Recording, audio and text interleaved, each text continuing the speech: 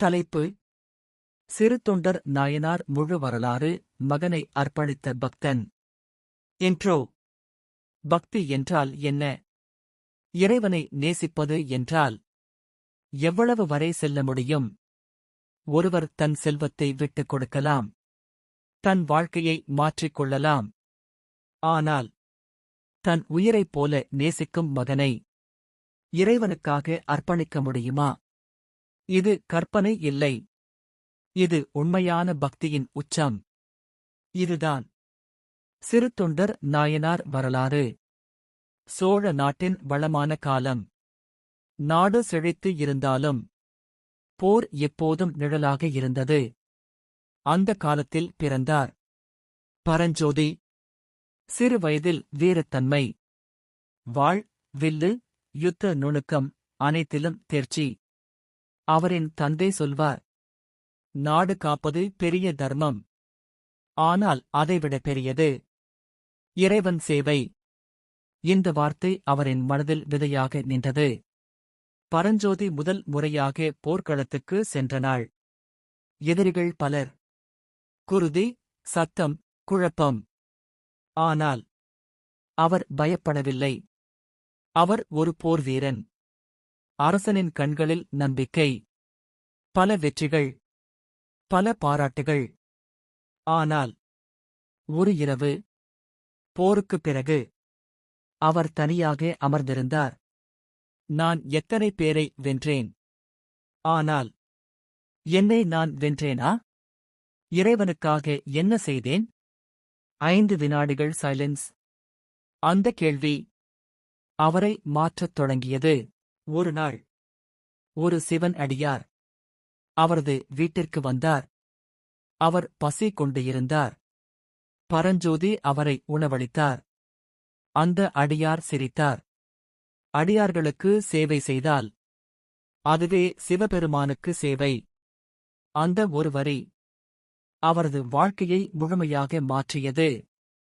படை வாழ்க்கை விட்டார். செல்வம் எல்லாம் தானம். எளிய வாழ்க்கை அவரது புதிய நோக்கம். யாரேனும் சிவன் அடியார் வந்தால் அவர்களுக்கு உணவு, சேவை. அவர் தினமும் காத்திருப்பார். இன்று யாராவது வருவார்களா? சிறு தொண்டர் என்ற பெயர் 10 நிமிடம். ஒரு நாள் ஒரு பெரிய சைவ சந்நியாசி சொன்னார், நீ செய்கிற தொண்டு சிறியது இல்லை. ஆனால் நீ அதை பெரியதாக நினைக்கவில்லை. அதனால் நீ சிறு தொண்டர். அவரது மனைவி அதே அளவு பக்தி. கணவரின் வழியை ஆதரிப்பவர். அவர்களின் மகன் சின்ன வயது, அன்பான குழந்தை. இந்த குடும்பம் முழுவதும் அடியார்களுக்கு சேவை, இறைவன் சேவை. மகன் விளையாடிக் கொண்டிருக்கிறான். அப்பா அழைக்கிறார், மகனே, இங்கே வா. அவன் ஓடி வந்து அழைக்கிறான். அந்த அன்பு. பிறகு என்ன நடக்கப் போகிறது என்று யாருக்கும் தெரியாது. பாட் 4. இறைவன் சோதனை. 1 மணி. ஒரு மதியம் ஒரு அசாதாரண சாமியார் வீட்டிற்கு வந்தார். கண்களில் தீவிரம், முகத்தில் அமைதி. அவர் சொன்னார், நான் உணவு சாப்பிடுவேன். ஆனால் ஒரு நிபந்தனை. சிறு தொண்டர். எதுவாக இருந்தாலும் செய்வேன்.